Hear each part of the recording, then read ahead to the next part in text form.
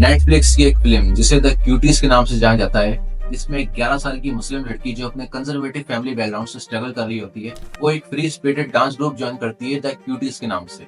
ये group modern dance styles perform करता है जो कई बार प्रोवोकेटिव लगने लगता है। फिल्म की स्टोरी लाइन में उस 11 साल लड़की एमी के इंटरनल कॉन्फ्लिक्ट्स और उसकी दुनिया में होने वाले चेंजेस के बारे में दिखाया जाता है। एमी अपने ट्रेडिशनल वैल्यूज और नए दोस्तों के बीच फंसी हुई दिखाई देती है। डांस ग्रुप के साथ उसका एक्सपीरियंस उसको अपनी आइडेंटिटी एक्सप्लोर करने का मौका देता है, लेकिन साथ ही वो कई मैच्योर और चैलेंजिंग सिचुएशंस का भी सामना करती है। क्यूटीज की सबसे ज्यादा कंट्रोवर्सी इस बात को लेकर हुई थी कि ये फिल्म यंग गर्ल्स को कैसे पोर्ट्रेट करती है। कुछ सीन्स में तो एमी और उसके फ्रेंड्स को एडल्ट लाइक डांस मूव्स करते हुए और मैच्योर थीम्स में इन्वॉल्व होते हुए दिखाया गया। ये फिल्म ना सिर्फ एंटरटेनमेंट के तौर पर देखी गई, बल्कि इसने एक अहम सोशल और कल्चरल डिबेट को भी जन्म दिया। जी हाँ दोस्तों, आज हम बात करने वाले हैं नेटफ्लिक्स के बारे में। नेटफ्लिक्स आजकल के दौर में दुनिया का सबसे बड़ा स्ट्रीमिंग प्लेटफॉर्म बन चुका है, जहाँ हर किस्म के शोज और मूवीज देखने को मिल जाती हैं। क्यूटीज के जरिए नेटफ्लिक्स ने शायद ये दिखाने की कोशिश की कि आर्ट कैसे सोसाइटी के इम्पोर्टेंट इश्यूज को हाईलाइट कर सकता है, लेकिन इस प्रोसेस में क्या वो एक लाइन क्रॉस कर गए? इस फिल्म से न सिर्फ मीडिया में बल्कि पब्लिक में भी काफी बहस शुरू हो गई। लोगों ने इसे बच्चों की मासूमियत का फायदा उठाने वाला कहकर क्रिटिसाइज किया। ये कंट्रोवर्सी सिर्फ क्यूटीज तक ही महदूद नहीं रही, इसने एक बड़ा सवाल खड़ा कर दिया हमारे एंटरटेनमेंट प्लेटफॉर्म जैसे कि नेटफ्लिक्स वगैरह अपनी प्रोग्रामिंग के जरिए हमारी यंग जनरेशन पर क्या असर डाल रहे हैं। खास तौर पर जब बात आती है एलजीबीटीक्यू थीम्स, न्यूडिटी और सेक्सुअल कंटेंट्स की। क्या नेटफ्लिक्स आज ऐसे कंटेंट्स को प्रमोट कर रहा है? दोस्तों, आज की इस वीडियो में हम जानेंगे कि कैसे नेटफ्लिक्स क्यूटीज और जैसे कई और कंटेंट की वजह से हमारी यंग जनरेशन को डिस्ट्रॉय कर रहा है। लेकिन वीडियो शुरू करने से पहले हमारे चैनल को सब्सक्राइब करना ना भूलें, क्योंकि इससे हमें बहुत सपोर्ट मिलती है। तो चलिए शुरू करते हैं।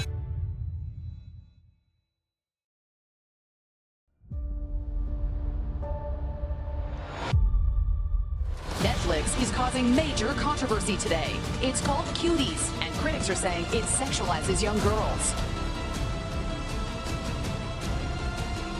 It's really sparked outrage and calls for a boycott. They are making money by selling the sexual exploitation.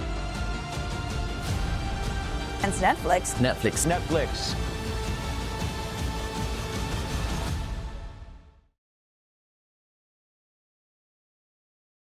दोस्तों, मेन टॉपिक से पहले हमें ये जानने की जरूरत है कि नेटफ्लिक्स की शुरुआत कैसे हुई। कैसे नेटफ्लिक्स के फाउंडर को एक रेंटल फिल्म ब्लेड वापस करने पर $40 का फाइन पे करना पड़ा, और आगे चल के नेटफ्लिक्स नंबर 1 ओटीटी प्लेटफॉर्म कैसे बना।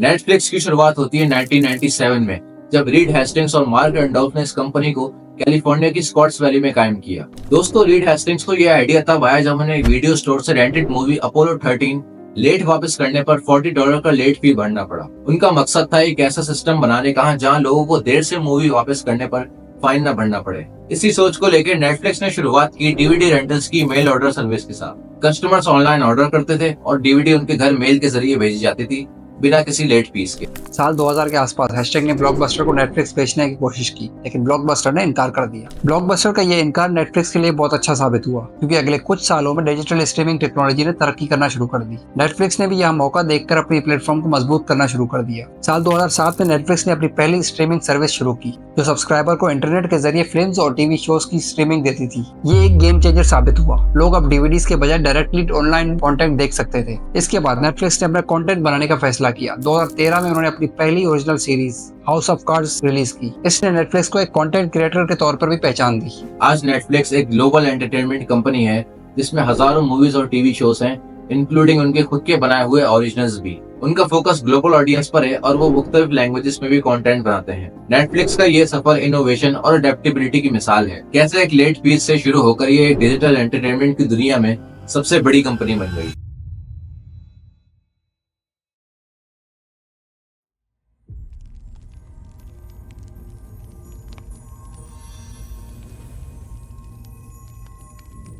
दोस्तों, नेटफ्लिक्स तो तरक्की कर ही रहा था, पर नेटफ्लिक्स से कुछ नेगेटिव इम्पैक्ट भी पड़ रहे थे हमारी यंग जनरेशन पर, जिसकी मिसाल हमें आज भी नेटफ्लिक्स के कई सारे कंटेंट्स में देखने को मिलती है।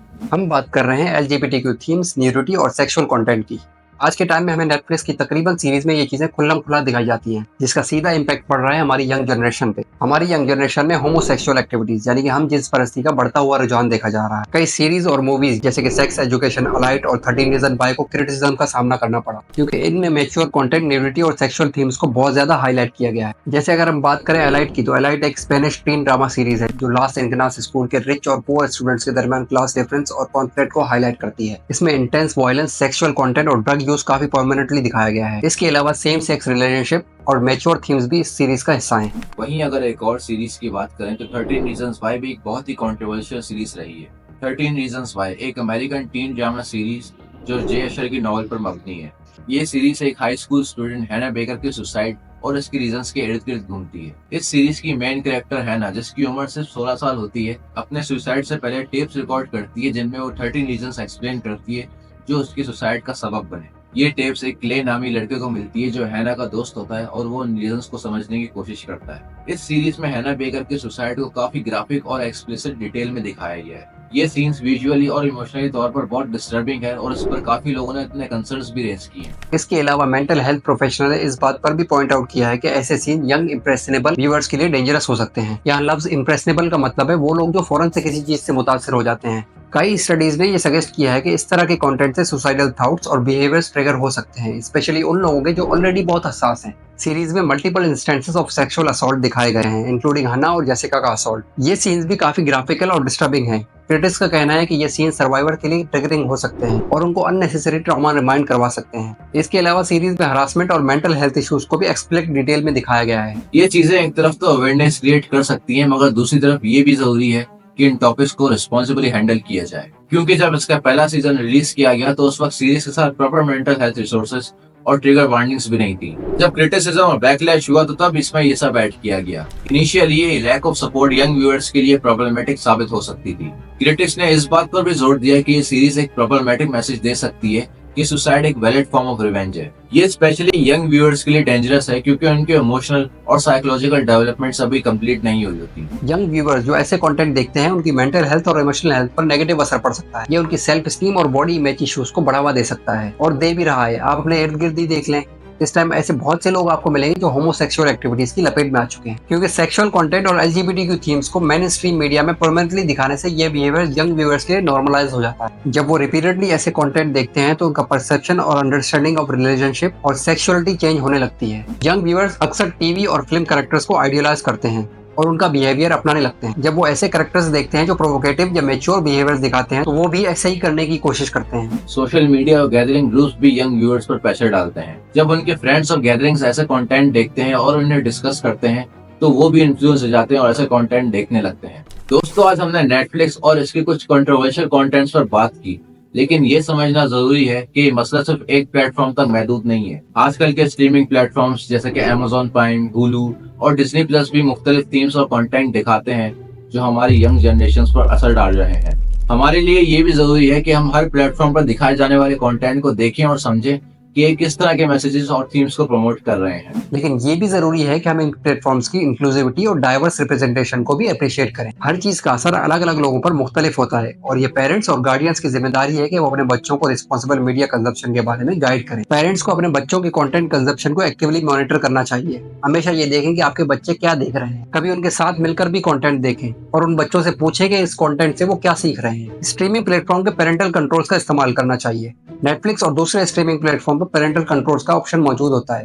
इन्हें जरूर एक्टिव करें ताकि आपके बच्चे सिर्फ वही चीजें देखें जो उनके लिए सही हैं। पेरेंट्स और गार्डियंस को अपने बच्चों के साथ ओपन कन्वर्सेशन करनी चाहिए ताकि वो समझ सके कि जो वो देख रहे हैं उनका उनकी जिंदगी पर क्या असर पड़ रहा है। ऐसे शोज और मूवीज सजेस्ट करें जो एजुकेशनल और एंटरटेनिंग दोनों हो। इससे उनका टाइम भी अच्छा गुजरेगा और वो पॉजिटिव चीजें भी सीखेंगे। दोस्तों, उम्मीद है आज की वीडियो आपके लिए इन्फॉर्मेटिव रही होगी। अगर आपको ये वीडियो पसंद आई तो लाइक और सब्सक्राइब जरूर करें और अपना ख्यालात कमेंट्स में शेयर करें। अगली बार फिर मिलेंगे एक नए और इंटरेस्टिंग टॉपिक के साथ।